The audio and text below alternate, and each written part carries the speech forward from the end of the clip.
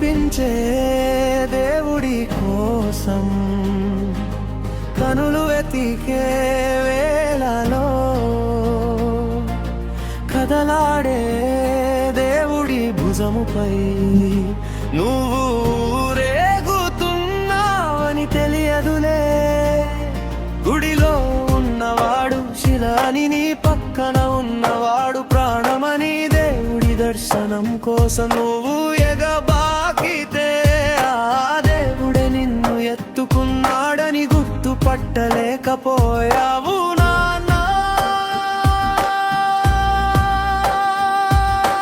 ఆకలి తీర్చడం కోసం అహర్నిశలు శ్రమించి రోడ్డు పక్కన ముక్కతో కడుపును సముదాయించుకొని నీకు మాత్రం బిర్యానీ తినిపించి నీ త్రెంపులో తృప్తిని వెతుక్కుంటాడు. తను పస్తులున్నా పర్లేదు, తన బిడ్డ నవ్వులే అతనికి విందు భోజనం.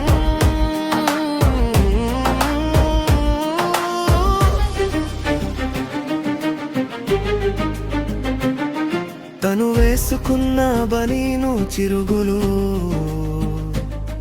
బయట ప్రపంచానికి కనపడనీయడు, కానీ నీ వంటిపై కొత్త బట్టలు చూసి తన దారిద్ర్యాన్నే మర్చిపోతాడు.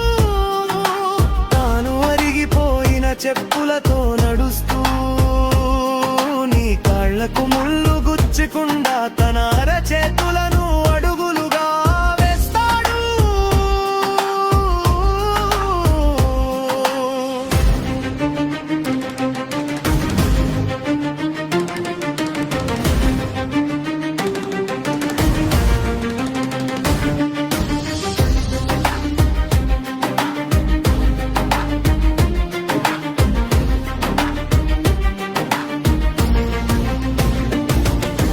నాన్న అంటే అప్పులు తీర్చే యంత్రం కాదు, నీ కన్నీళ్లను తుడిచే ఒక అదృశ్యహస్తం.